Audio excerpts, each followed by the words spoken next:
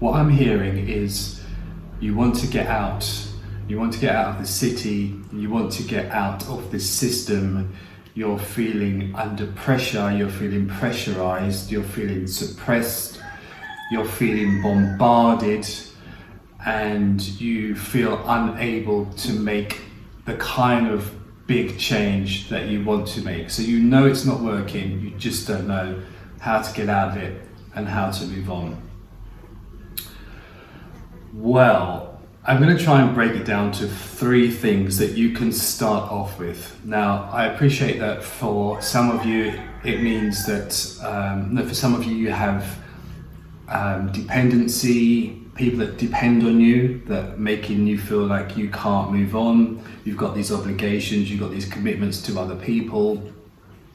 I understand that money can be a thing. Maybe you don't feel like you can just jack in your job because you're kind of, you become used to having this regular salary and you can't see how it would work without having this regular salary come in.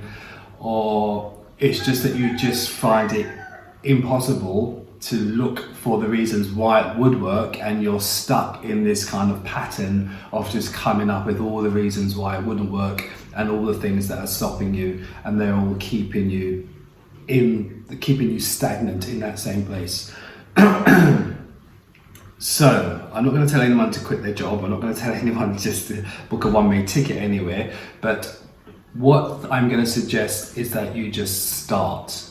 Now, you are going to have to have some kind of faith, because part of the process may well be that you don't know where the journey ends, or you don't even know where the train is going. You just have to have enough faith to step onto that train, to make those first steps.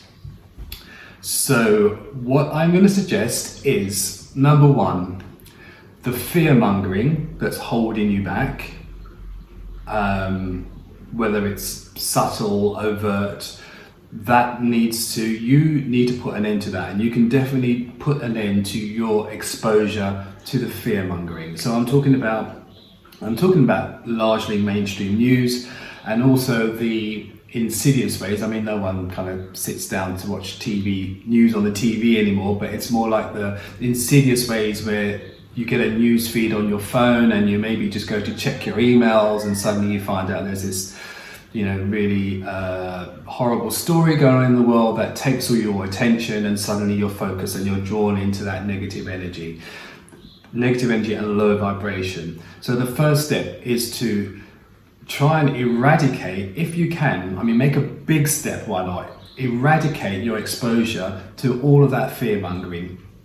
Do not allow yourself to be exposed to news feeds, because that is all low energy stuff that is designed to keep you in that low energy frequency, so that you can't have higher thinking. You can't apply higher thinking to problem solving. So you will just continually come up with all the reasons why you can't make the big change that inside you know you want to make, and you know you can make. So cut out mainstream media.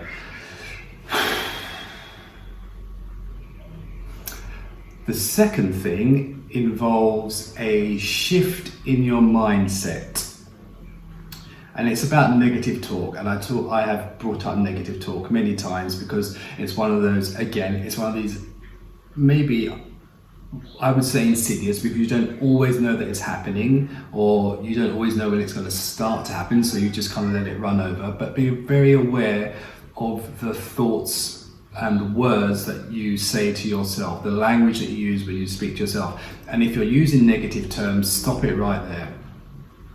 And once you've replaced that negative language with a more open option, so instead of looking for reasons why something can't work, start thinking about, flip that coin and just think about ways in which it could actually work. And that will just set you onto a different path of more positive and more problem-solving thinking. The third thing I'm going to suggest, and it's a favourite of mine because I absolutely love this process, it is declutter. So if you're thinking you literally want to leave the country and try life somewhere else, somewhere with less, somewhere that's more kind of makes it easier for you to thrive, then an exercise for you to get onto that train will be to declutter your life.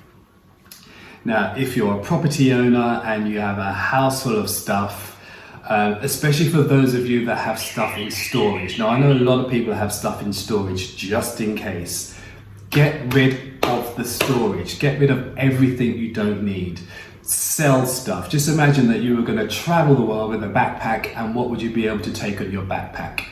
Declutter everything, because these are just things that you have developed an attachment to, and that attachment to a thing is what's holding you back. Now, it might take a little while. I'm just saying just throw everything out. I'm saying have a look at what you don't need, what you haven't used, and maybe ask yourself, why are you holding on to this? Because there will be some, I'm guessing, there's quite possible some kind of emotional attachment or some kind of experience that you're attaching to that inanimate object. So work through that. I'm really good at this, actually. I'm really good at helping people declutter, and Life Laundry was one of my favorite TV shows. So if you're having problems with letting a particular item go, I'm more than happy to talk you through that, and we can discover what it is actually you're holding on, what the feeling is that you're holding on to, and then we can work through letting that go. But this whole process of decluttering is about letting go. And if you want to change your life, you have to let go of the old life. So it's all part, it might not seem completely connected, but it is all part of getting you to move on to a new life where you don't feel so suppressed, and you can start living more authentically with the being that you are deep down at root level. So declutter. But there's actually four. The other thing is